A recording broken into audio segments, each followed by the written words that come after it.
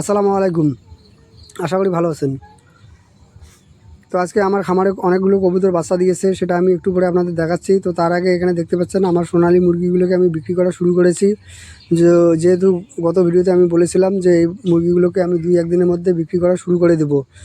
যেহেতু আমার কোয়েল পাখির বাচ্চাগুলো বড় হচ্ছে, তো ওদের জায়গা একটু সংকট হবে, এ কারণে আমি মুরগিগুলো আগাম বিক্রি করা শুরু করেছিলাম। এই মুরগিগুলো কত করে বিক্রি করলাম একটু পরে আমি সেটাও জানিয়ে দেব।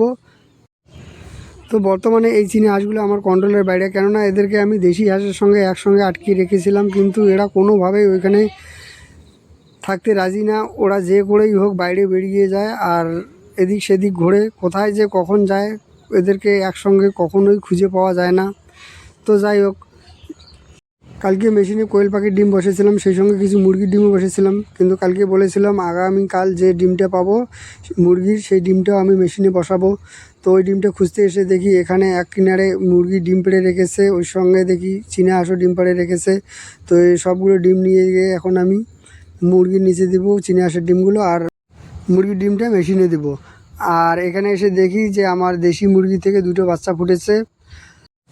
এরপর যেটা করলাম, আমার যত রাজহাঁস, চীনা হাঁস, দেশি হাঁস সবগুলোকে লাঠি তাড়া করে বাড়ির বাইরে বার করে দিলাম। এরা দেখুন এখন মাঠে ঘুরছে, এখন মাঠে খাবে।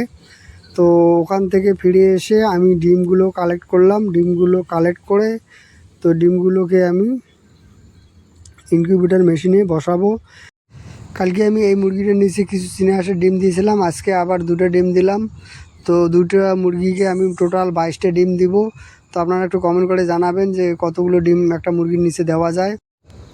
তো এখানে আমি কালকে 500 কোয়েল পাখির ডিম বসিয়েছিলাম। তো আপনারা একটু আমার জন্য দোয়া করবেন, এখান থেকে যেন ঠিকঠাক একটা বাচ্চা পাই। অবশেষে কবুতরের ঘরে চলে আসলাম, কবুতরের বাচ্চা দেখাবো। তো মাশাআল্লাহ, বর্তমানে আমার কবুতর অনেকগুলো বাচ্চা দিয়েছে, যদিও বা এর গত ভিডিওতে আমি দেখেছিলাম ডিম কতগুলো পেড়েছিল। তো তার মধ্যে 2-1টা আবার বাচ্চাও ছিল। তো এখন যেটা দেখতে পাচ্ছেন এটা হচ্ছে বাচ্চা। তো এখন বেশিরভাগই বাচ্চা দিয়েছে। তো যদিও বা 2-1 জায়গায় ডিম রয়েছে, কিন্তু বাচ্চার পরিমাণটাই বেশি রয়েছে। আলহামদুলিল্লাহ, আমার এটা দেশি কবুতর খামার, কিন্তু এখান থেকে আমি সবসময় বাচ্চা পাই। তো এখানকার আমার যে বাচ্চাগুলো দেখতে পাচ্ছেন, মাশাআল্লাহ এই বাচ্চাগুলোর গ্রোথও অনেক ভালো হয়। আসলে আমার কাছে মনে হয় দেশি কবুতর পালন করা খুবই সহজ। তো বাড়িতে আপনারা কেউ চাইলে দেশি কবুতর খামার শুরু করতে পারেন। তো এখানে খুব একটা পরিশ্রম করতে হয় না। তো এই কবুতরগুলো সবসময় বাচ্চা দেয়, ডিম দেয়। এদেরকে যে কোনো সময় বিক্রি করা যায়, বিক্রি করার ক্ষেত্রেও তেমন কোনো ঝামেলা থাকে না।